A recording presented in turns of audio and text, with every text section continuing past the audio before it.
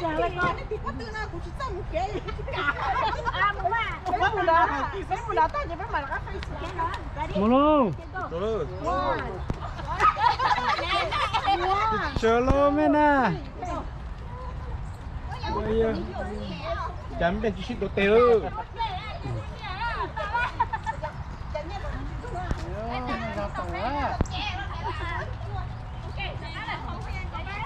Sao mấy chỉ đồ tiêu không có?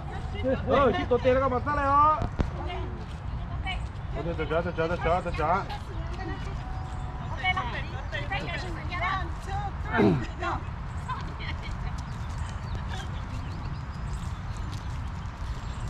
Mấy mà xin lúa ta đâu.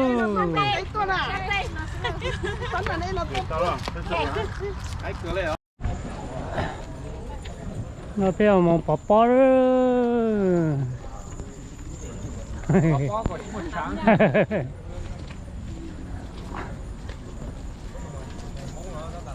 Béo nó biết cho bỏ bỏ. À.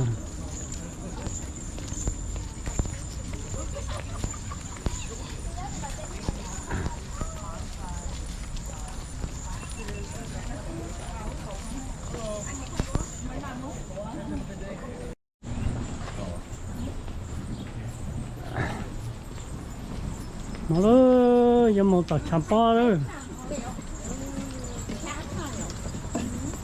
Nó biết một tàu chạm bao mà sao em muốn bỏ bao nữa rồi, cho nó giờ chạy giờ một bỏ bao nữa.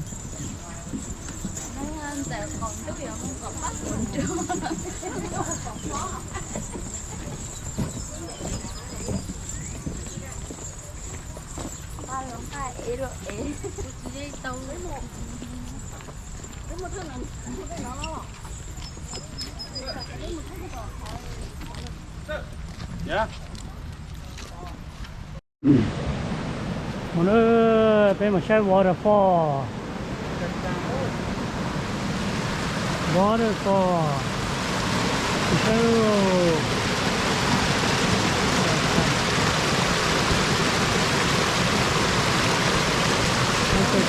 tốt thế luôn.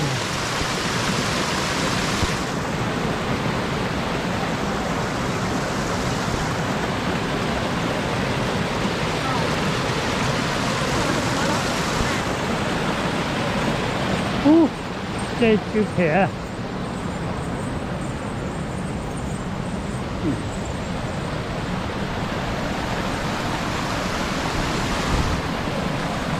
Có chế một cái sâu họ chơi rồi người ta có lưu sâu cho họ rồi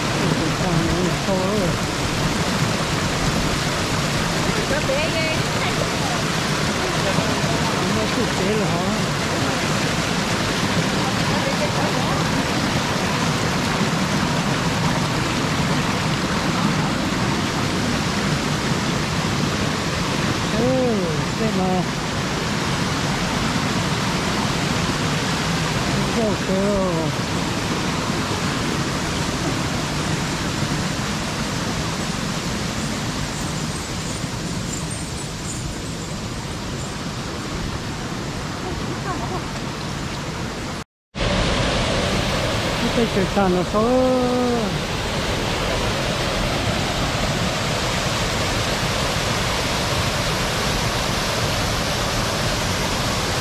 mình phải có cái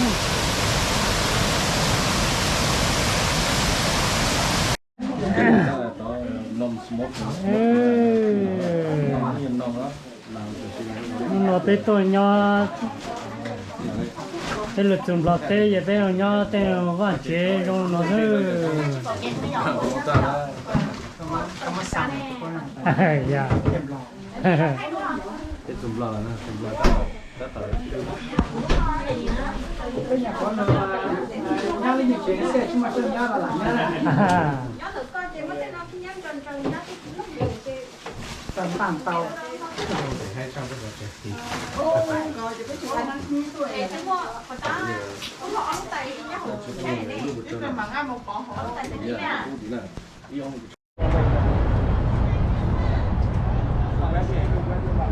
Chanh co ơi, có một chanh co thật trà ơi.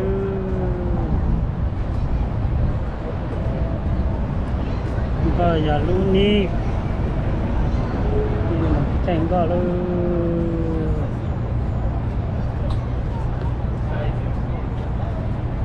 Thế tôi chanh co luôn về hôm nay nó nữa.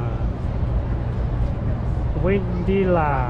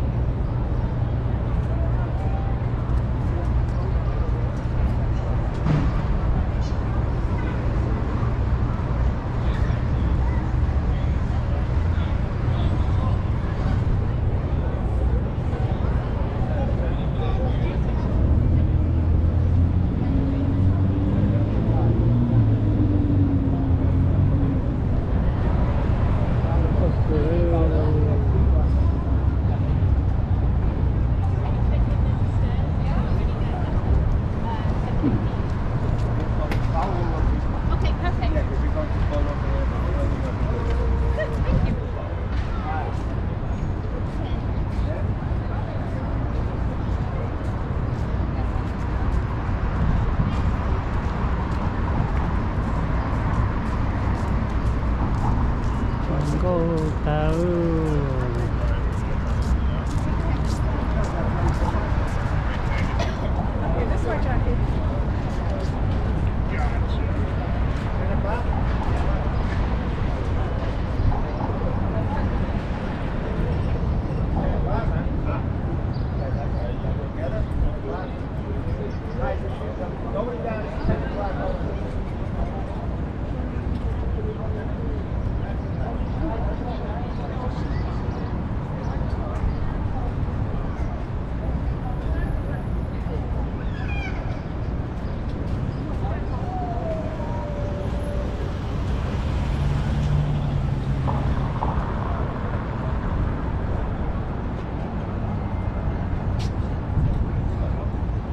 tao này giờ tới bang khana đó,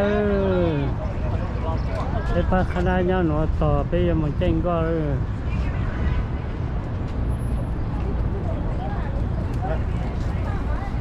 Từ cây bự rồi.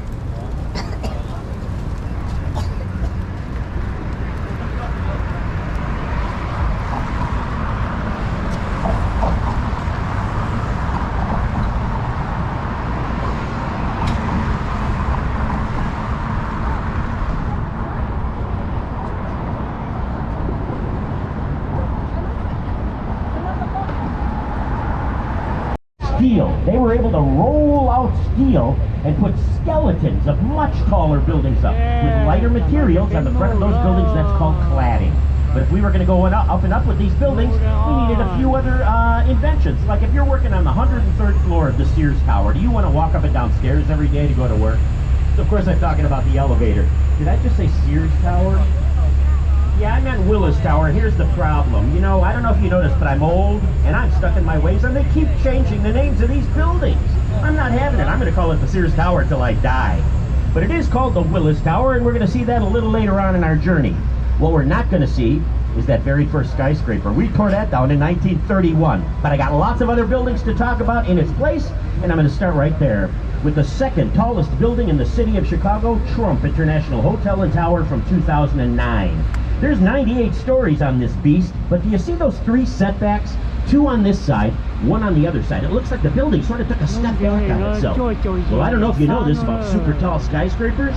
The wind is always trying to blow them over. So the architects, they have to come up with design elements that trick the wind, and that's one way of doing it. Now the architect of this building is a Chicagoan.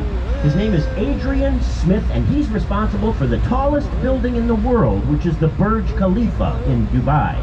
Oh, and if you want to know how tall the Burj Khalifa is, by the way, just put another Trump Tower on top of Trump Tower. That's how tall the Burj Khalifa is. Like I said, we do just keep going up and up with these buildings, right? Now, another very important name you're going to hear this morning in architecture is the father of modernism, and his name was Ludwig Mies van der Rohe. He came to Chicago from Germany, taught architecture here till he died, and brought with him modernism, which was the most influential architectural style of the 20th century. He did 41 buildings in Chicago alone, and they all look alike. If you want to know what modernism looks like, take a look at this next building coming up here, this black square building. This was Mies van der Rohe's very last building that he designed in Chicago. Now, he had a philosophy of architecture. Less is more. Mission accomplished. Not a lot of ornamentation on any of his buildings, really, but he did play a lot with perspective and detail. Now, he also taught, like I said, architecture, but not all of his students followed him in his footsteps. He had one student by the name of Bertrand Goldberg, and Bertrand Goldberg, he wasn't really a less is more kind of architect. You know how I know that? These two buildings are his. These corncob towers right here, what could be more different, huh? Well, those corncob towers, that's Marina City, built in 1967. We were trying to lure people back in from the suburbs. We said, we've got an idea. It's a complex where you have everything you need right here. You barely have to leave home. See, you've got the residences on top, then you got a parking lot, and then you got a marina. Inside there's a hotel, a nightclub, a bowling alley, a grocery store. But if you're wondering how many cars have fallen off the parking lot, the answer is 2. But they were both on purpose. One was for a movie, and one was for a commercial, so nobody got hurt. Look how disappointed everybody is that nobody got hurt. Oh boy. Let's go underneath another bridge, shall we? We got 37 of these guys. They were invented in Chicago. They're called trunnion bascule bridges. They all open and close in the middle like this, and you know what? They all work. Because this is a working river. We have to keep it open every day of the year, no matter how hot, no matter how cold. And it gets cold in Chicago. But you know what? If the river starts to freeze, we'll send an icebreaker down it. Because I've seen barges on this river on Sundays, on holidays. The river never sleeps. And we have to be ready for whatever it throws at us. But you know, if you were on this river in the early 1900s, it was a completely different place. Very industrial. Lots of cargo ships, lots of foundries, lots of pollution, and lots of warehouses. Like this one of the ones left over from those days on your right from 1914. This is the Reed Murdoch Center. There used to be a ton of these dotting the banks of the Chicago River. Oh, this building's gonna mess with you also, and I'll tell you why. You see this clock tower right here? If you count the sections of the building to the right, you get 1, 2, 3, 4, 5, 6. But to the left, there's only 5. What's going on here? Well, when we were putting in this next bridge, that building was in the way. So they actually took out one whole bay of the building, smashed it back together, and hoped you wouldn't notice. And here I am pointing it out to you. Hey, do you like the environment? Who doesn't, right? Well, you're gonna like this next building because it's a Platinum LEED building. That stands for Leadership in Environment and Energy Design. 300 North LaSalle by Picard and Chilton. Most of this building made with recycled materials. There's a half-acre park on the roof of the building. They collect rainwater up there and use that. They even use river water to cool the building. Yeah, they bring the river water in, they cool the building with it, and then they filter it and send it back into the river cleaner than it was before it went in. But I know what you guys want. You want big.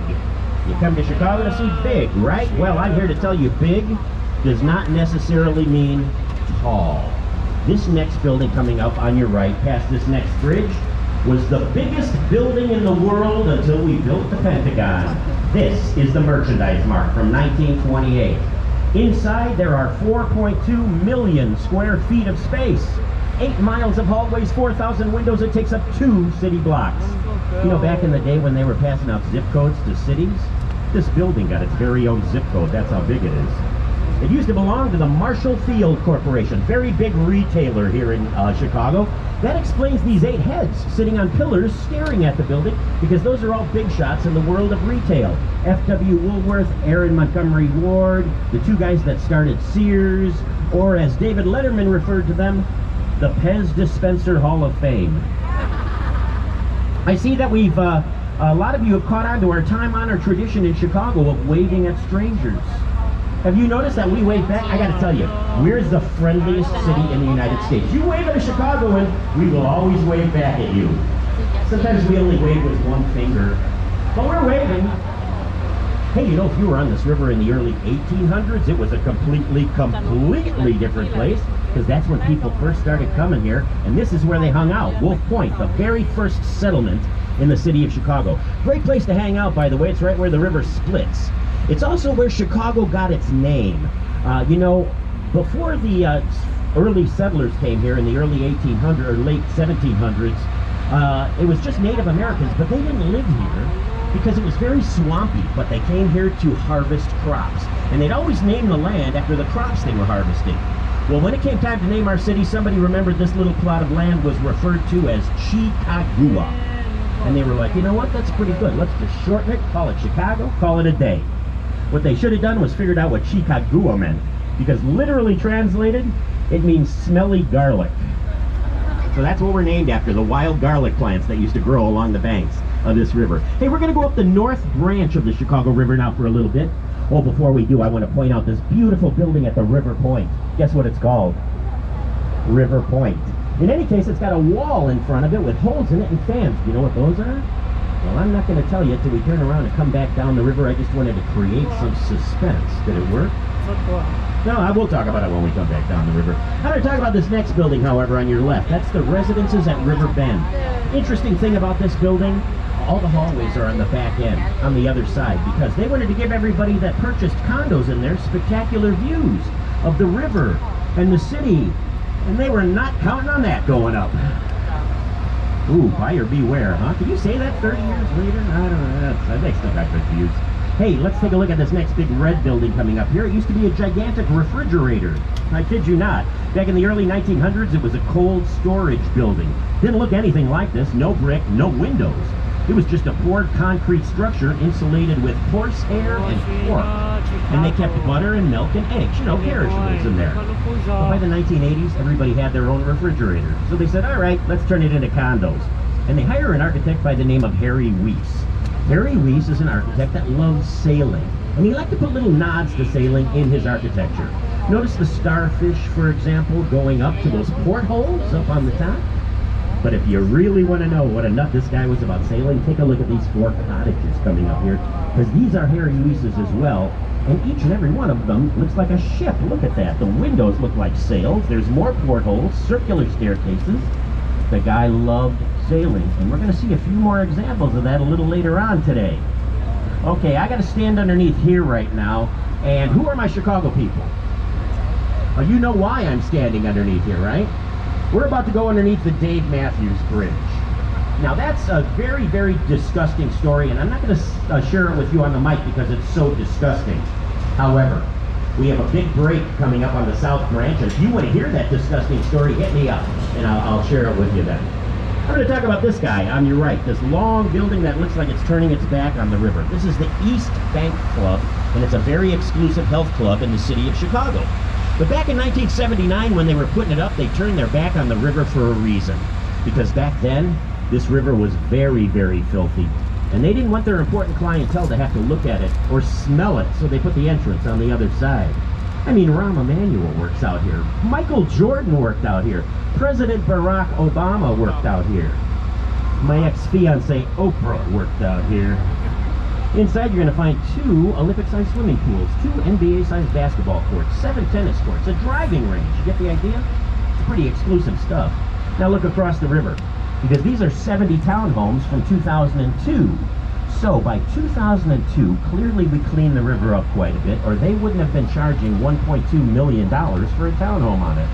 And everyone sold before they broke ground. And now 20 years later, they're going for twice as much. So you can see living on the river has gotten very popular and very, very expensive. Did they wave? All fingers? Okay. All right. Hey, by the way, you should keep your eyes open while we're on this branch of the river. You know why? You might see our latest celebrity. Have you heard about Chonkosaurus? Chonkosaurus is a 40-pound snapping turtle that's so fat it's bursting out of its shell, and every once in a while you see him sunning himself on some logs on the side of the north branch of the river. Not very often, he's very shy, but keep your eye peeled. You might be able to, see him. It's really a great tribute to how much we're cleaning up the water here in the Chicago River. As a matter of fact, this used to be the dirtiest branch, and it's recently been upgraded. Yeah, it went from highly toxic to very polluted. So progress. All right. Another one of those buildings that used to be something else. That's called adaptive reuse. You know, this was a very polarizing building when it first opened. People either loved it or they hated it. And the haters were very, very vocal. I think that's why they didn't build 3 more of these snaking serpentine like down the river. Hey, I'd be interested to know your guys' opinion. You like that building? Thumbs up or thumbs down? It's usually 50-50, but boy, look at all the thumbs up today. Wow, that's amazing. Nice. Yeah, actually, I think it's a nice looking building. All right, we're going to take a break, but before I do, I want to point out on the right side of the boat, behind that mall there is a big red and white tower. Yeah. Hey, thanks everybody. Telling everybody what a friendly city we are. I knew you wouldn't let me down. You know those people that aren't waving? Tourists.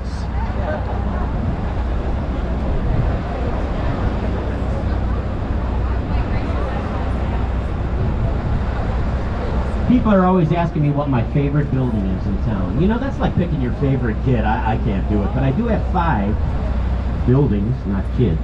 And one of them is coming up here on the other side of this bridge. It's a beautiful piece of postmodernism by Ricardo Bofill Arquitectura. This is 77 West Wacker. It's had very many names. Now it's just an address. But I'm just calling it by its real name because I love this building. Now let me tell you about postmodernism. You know that Mies van der Rohe modern stuff? People didn't like it. It was too plain.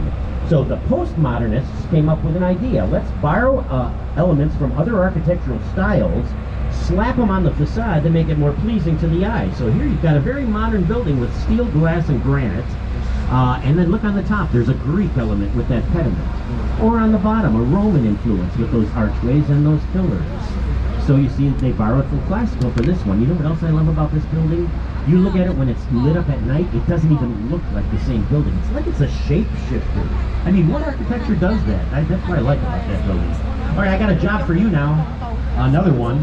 After we come out from this bridge, I want you to look in front of the boat, up in the sky, and I want you to find gold.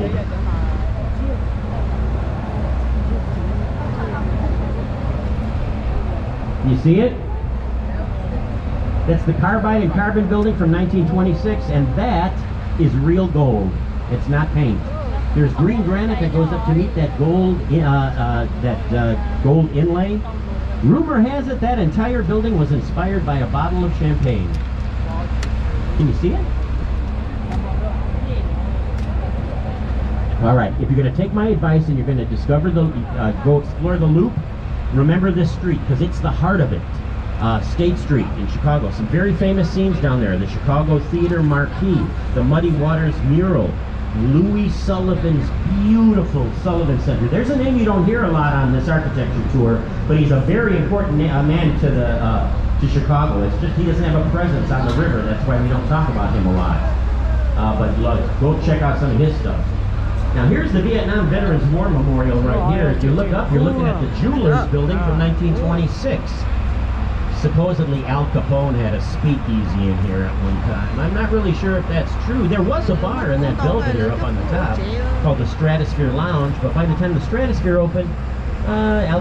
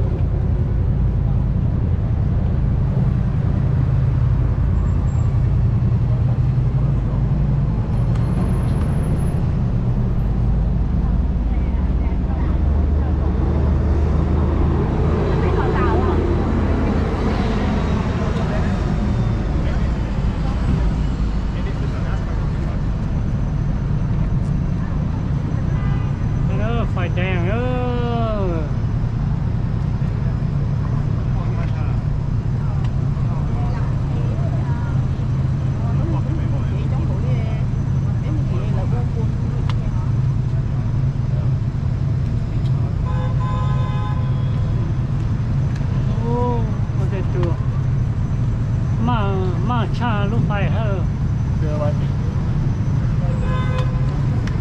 โอ้ยก็ไล่เด็กก็รู้